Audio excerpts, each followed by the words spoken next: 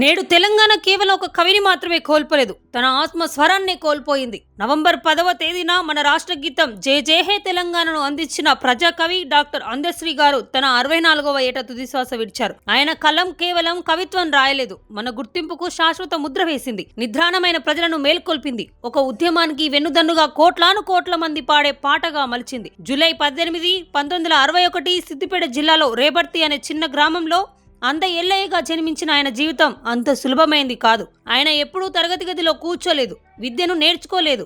చిన్నతనమంతా గొర్రెలు పశువులు కాయడంలోనే గడిచింది. ఆ తర్వాత సిమెంట్ కలుపుతూ నిర్మాణ కూలీగా పనిచేశాడు. చేతుల్లో పని ఉన్నా ఆయన హృదయం నిరంతర కావ్యం రసిస్తూనే ఉంది.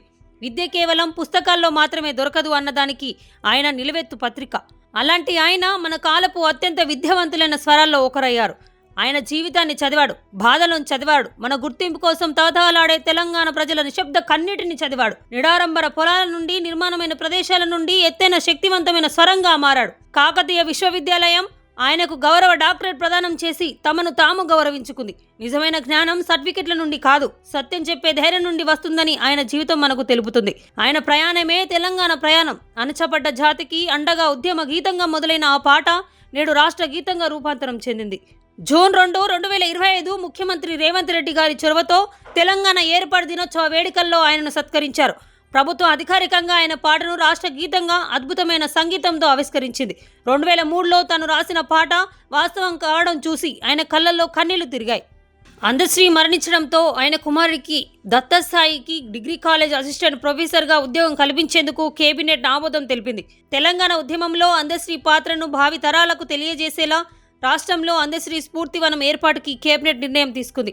అందశ్రీ రచించిన జయ జయ హే తెలంగాణ గీతాన్ని పాఠశాల పుస్తకాలలో చేర్చాలని నిర్ణయించింది. తెలంగాణ యావత్ జాతిని మేల్కొల్పిన స్వరం మూగబోయింది. ఆయన లాంటి స్వరం ఎప్పుడైనా నిజంగా చనిపోగలదా?